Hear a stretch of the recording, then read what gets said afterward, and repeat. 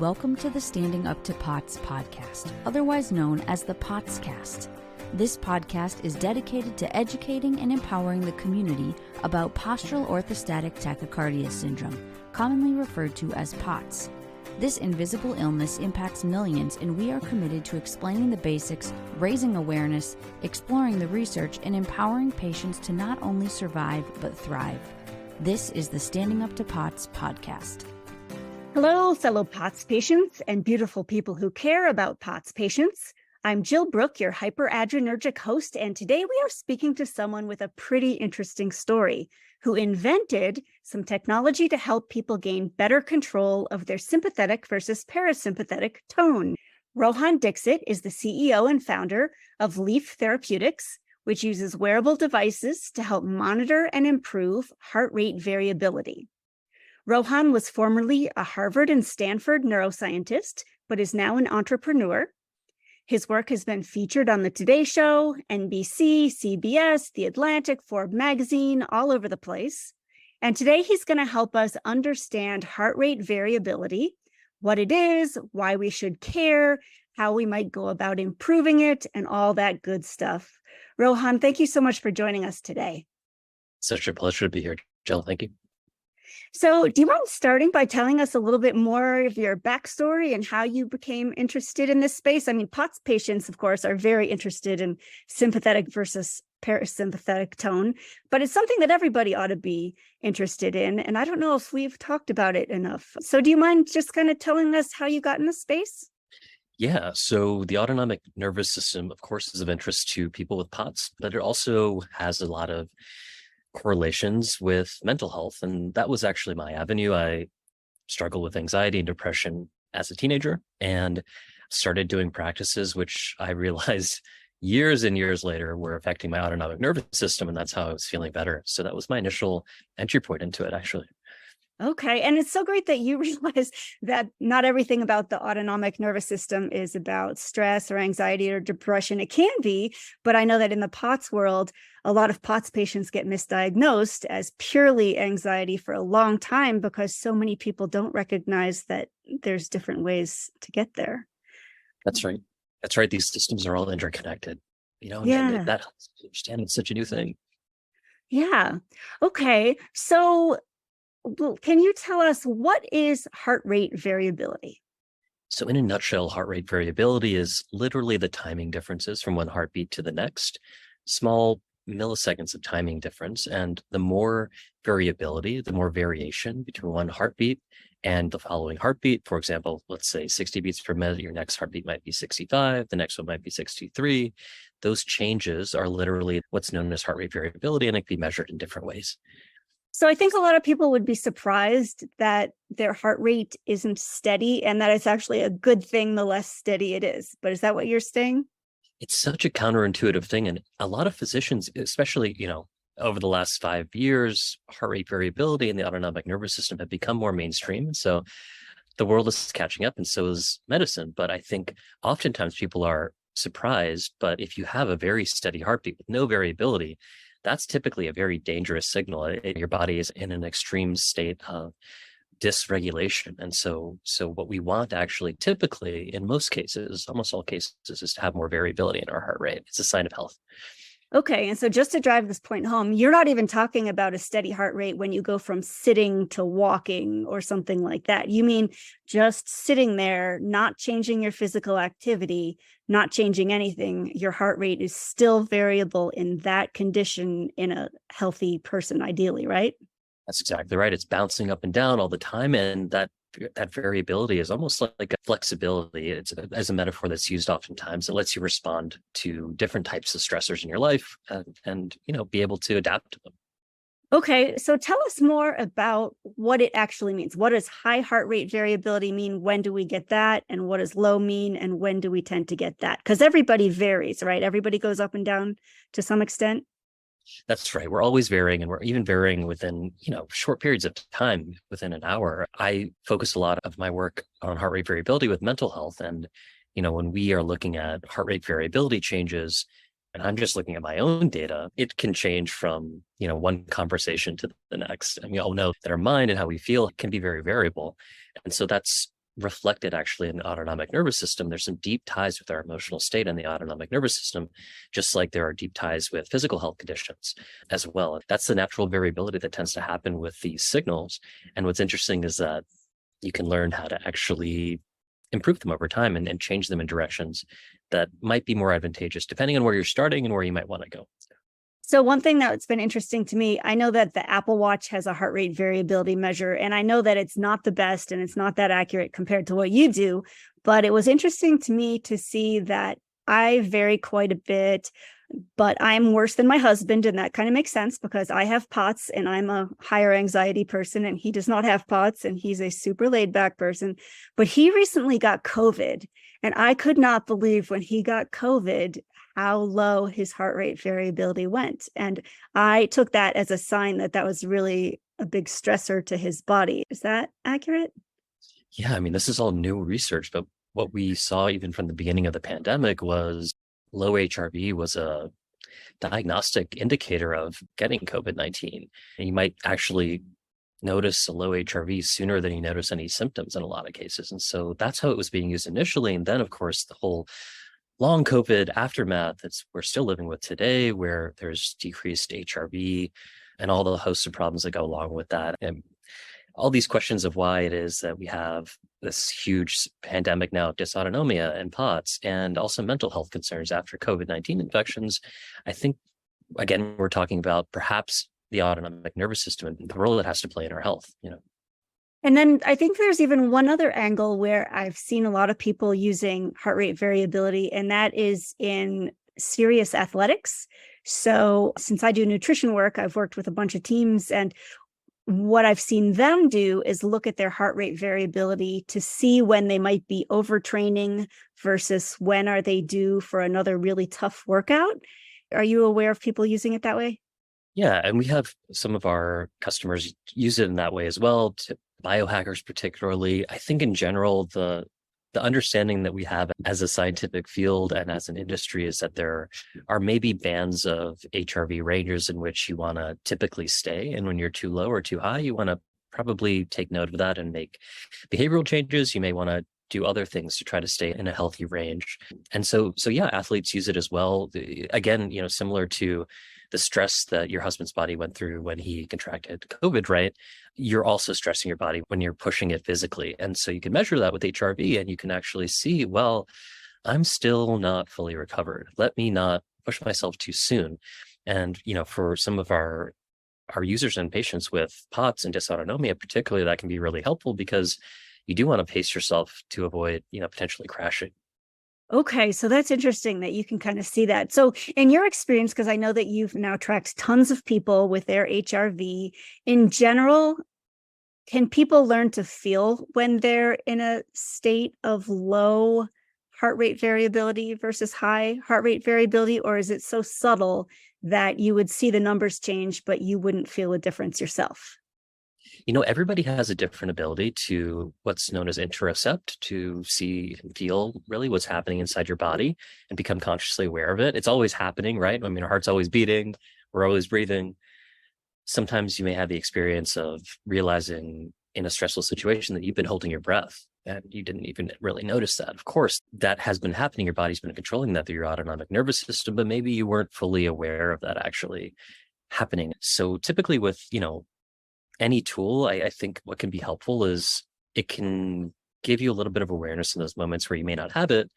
And then over time, you can use that almost like a little thread to kind of hold on to, grab onto, and then pull in and then get the sensation sort of more familiarized, where then you can start to recognize states of the low HRV and high HRV yourself. And so that's the beauty, I think, of biofeedback, which is an interesting technology in and of itself, and I think is potentially of use to the POTS community. I know there's early stuff and work being done in that space, but I think that is actually really interesting to think about in terms of how one might utilize HRV and biofeedback to gain awareness of what's happening in their body in order to then, shift it over time. Right. Okay. So before we just sort of leave this basic topic, I just want to make sure everybody has sort of an easy way to grasp it. Is it oversimplifying to say that high heart rate variability equals parasympathetic tone, or that rest and digest and that low heart rate variability equals the fight or flight or the sympathetic overdrive? I think that's a useful simplification that is really common, and it helps people understand what's going on, I think. Yeah. So I think that's totally fair. And, Jill, just to be totally honest, I think that we're really in the beginning stages of understanding the autonomic nervous system and the complexity of it. Are there really only sort of two poles that the body moves between, or is it a more multidimensional system? Probably is a little more complicated than just that, but that's a great way to start thinking about it, right? Okay, cool. So tell us about what your device does and how it can tell us some stuff about heart rate variability. Yeah, I'm an inventor. I invented this product, which is called the Leaf, and it is an HRV biofeedback tool, which I invented for myself because I have anxiety, like I mentioned, and I really wanted to feel better, basically, and be more aware of my body and how it's affecting my mind, and just live a happier, healthier life. So always been a tinkerer and kind of put together this tool, which now is an FDA class 2 device, and it's a patch. You put it on your body. It's measuring your HRV. It's designed to measure HRV really accurately. What's interesting and kind of unique about it, I know I've alluded to this a couple of times, is this functionality it has to do biofeedback. And biofeedback, for those of your listeners who aren't familiar with biofeedback, maybe it's useful to have a short primer on what that term means. So biofeedback, was this technology that was invented more than 50 years ago. And the initial experiments were around fingertip temperature. And what they did was ask people to either raise or lower the temperature of their fingertip using their mind, which is impossible, obviously. We have no conscious control over our fingertip temperature, but it turns out if you have an accurate sensor, a digital thermometer, clipped on your finger, and you're looking at it in real time. So it's two things, it's accurate and it's in real time. You can actually learn to consciously control your fingertip temperature up or down with your willpower. That's biofeedback. Fingertip temperature is an autonomic nervous system function, just like heart rate and heart rate variability. And similarly, you can learn how to control your heart rate and heart rate variability as well through biofeedback. So that's really what Leaf does, I think, really well. We are quite accurate in measuring HRV, but the device will turn on when your HRV is low, it starts to vibrate, kind of mirrors back to you what your heart rate's doing, and it helps you learn how to shift your HRV higher in the moment, Okay, so I know you originally designed it for people who do not have POTS. What is the intention of how to use it for someone with no POTS? What's kind of a classic use case?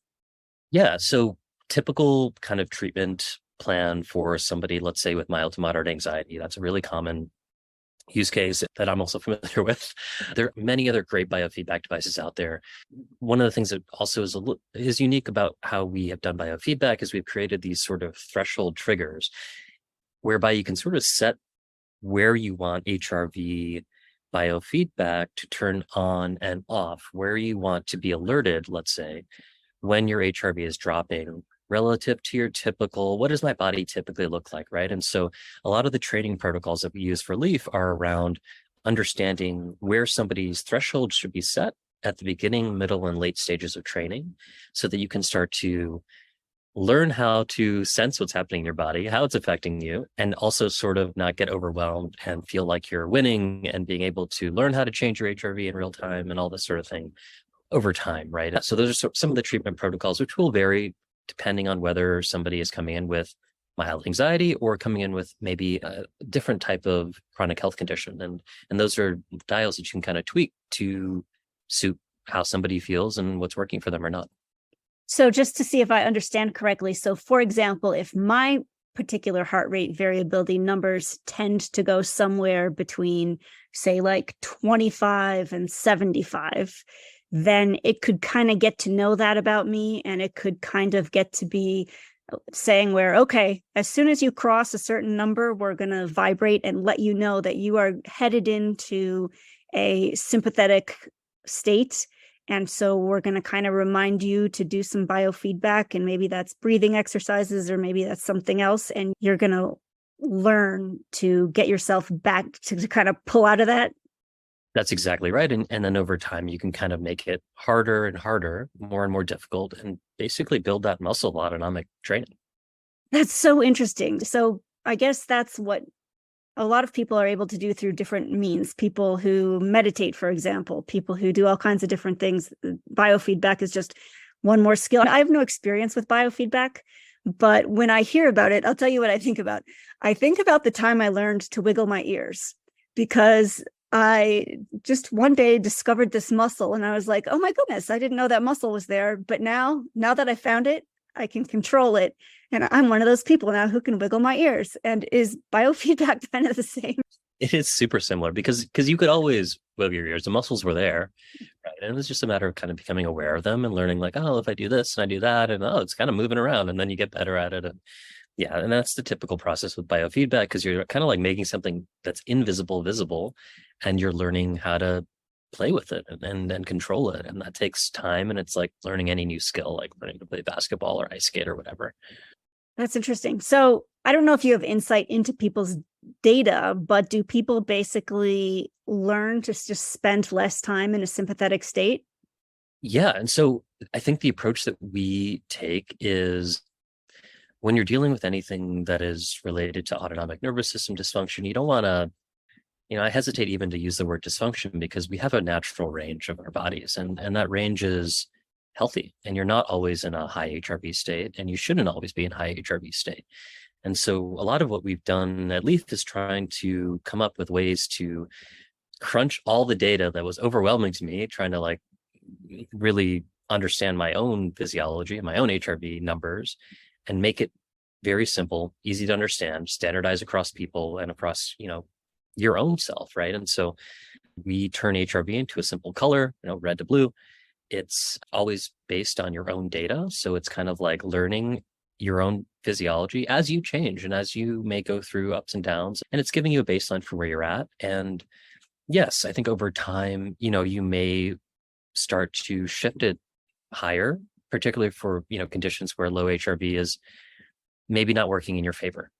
But a big part about, I think, using any biofeedback tool and any monitoring tool, even simpler than a biofeedback tool, just a monitoring tool, is awareness. And that awareness, I think, could be really helpful for people. Yeah, for sure. So it sounds like when you originally designed this, it was largely to help people kind of change their emotional state in order to increase their heart rate variability. And I think for somebody who does not have POTS, that emotional state is probably the biggest driver of that, maybe along with what we said about exercise, whether you're, overtraining or something. But in POTS, it's interesting to think that there's this whole additional dysautonomia piece that can also be pressing on the heart rate variability.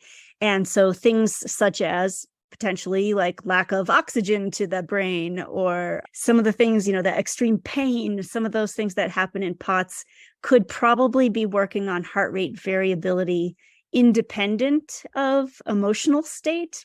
And so I'm wondering, do you have any stories of POTS patients who use this and maybe they learn to do some things to change their emotional state, but they also have to learn, maybe, I'm guessing that laying down and putting my feet up in the air seems to always do good things for me. And I wonder, is it the kind of thing where each particular patient can kind of learn what helps them get back to a desirable heart rate variability? Yeah, I'm thinking of one of our customers who ended up becoming a contributor on our team and found us because he had used a leaf in a very similar way, where he was experiencing symptoms of POTS, of dysautonomia, and realized through using, a biofeedback trainer, basically, one, a bunch of the triggers that he wasn't aware of initially, two, a variety of things that could help him feel better, not just biofeedback, which is quite helpful, I think, in the moment, but also things like splashing cold water on your face, lying down when you need to, elevating your feet. There's a huge long list. I think it's really interesting to use the data as a tool and a guide to help you understand your own triggers and maybe things that might be helping you as well. I'm guessing some people have a little bit of humor in identifying their triggers, things that you didn't know were triggers. And hopefully it's like not your children or your spouse or your boss. But I'm guessing that sometimes people learn about triggers that they hadn't been consciously aware of. Yeah. I mean, types of foods, there's all kinds of things that sometimes are just below your level of conscious awareness. But when you start measuring it, you can say, oh, Yeah, well, I guess that did have an effect. Maybe let me switch my routine a little bit tomorrow.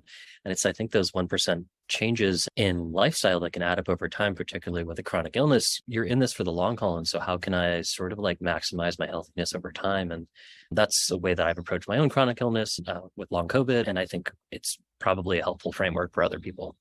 Oh, right. I'm guessing that founding a tech company is not the easiest thing for your stress level. Maybe not, but I think anything we do in the world has stresses, and that's just a natural part of it, whether it's hanging out with your family, friends, or going to work. So, what's been nice about working on a tool that I think does help you regulate is, in our team meetings, we started with biofeedback exercise. We all check in, we breathe, and only when we finish and our HRV is in a little higher state hopefully in a higher state, do we start. And I think there's so many ways that trying to be mindful and kind to ourselves, understanding that our mind and our body are intimately connected, and some things are in our control and some aren't, can be really helpful to, make it a little bit less maybe stressful than you might imagine, even in the midst of busyness, to be able to not be super sympathetic, I guess, all the time. Mm-hmm. So tell us a little bit about the specifics of your company and your technology. So maybe we could start with, why is your Leaf device better than an Apple Watch? And then how does it work if somebody was kind of curious what your business is all about? Yeah, I'm an inventor and tinkerer. I really just wanted a tool to help myself feel better, and I actually started with the Apple Watch. That was our initial, wouldn't it be easy if we could just make an app? And I had been a programmer in the past, as well as, scientist. And so that was our first go around. And it just turns out that, back to that story of the initial biofeedback experiments with fingertip temperature, if you are going to do biofeedback, you're teaching your body, basically, you're giving it feedback on when to do certain things, which you're not even fully conscious of, to make the number go up or down in the direction you want it to go. If the data is not accurate, you can't learn, because you're feeding it. It's kind of like a garbage in, garbage out problem in machine learning, where it's like, well, no matter how good your algorithms are, no matter how smart your human brain is, and it is an incredibly smart thing, if you're not giving it accurate data, you're not going to be able to learn. So that's, I think, the first thing that we did, is to create an ECG, which is like the clinical gold standard for measuring HRV, the shape of the device, the placement of the electrodes, where it goes on your body. I mean, it's like all of it is designed to be a super highly accurate HRV sensor, the most accurate we can imagine. And then on top of that, we built this haptic vibrational interface where, coming back to my problem, which was like, well, I really want to know when I need help and when I want to self-regulate, but I don't want everyone else necessarily around me to know. So I can't pull up my phone and ask the world to stop while I do an exercise on this weird machine. So how could I communicate to myself invisibly? Well, you could use vibration. And so that was the second insight that we made, that you could actually mirror how your heart rate variability, how your heart rate is changing through a pattern of vibration against your skin, and that the human body and brain could learn to interpret that over time and control it just as easily as if you were looking at an auditory or a visual signal, which is how biofeedback's been done for 50 years. So it's really those two things, I think, like being really accurate and having more in because of that accuracy, and then being able to do something actively in the moment to actually shift. And the patch, it kind of goes on the chest, right? Right. On the ribs? Exactly. Right. Okay. And then what other specifics would you want people to know about if they were interested in this?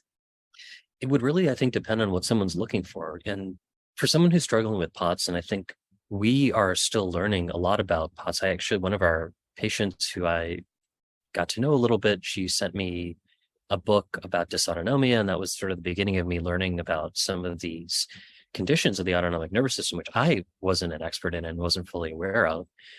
So I think I have to preface this by saying I don't know the answer. I think the way that our customers are using a Leaf now is one for tracking. It's like, similar to the athletic example you mentioned, my HRV is really low today. I'm not going to push myself, and I'm going to take a step back and go slow. That's, I think, one big major use. The second one is breathing, and breathing and biofeedback.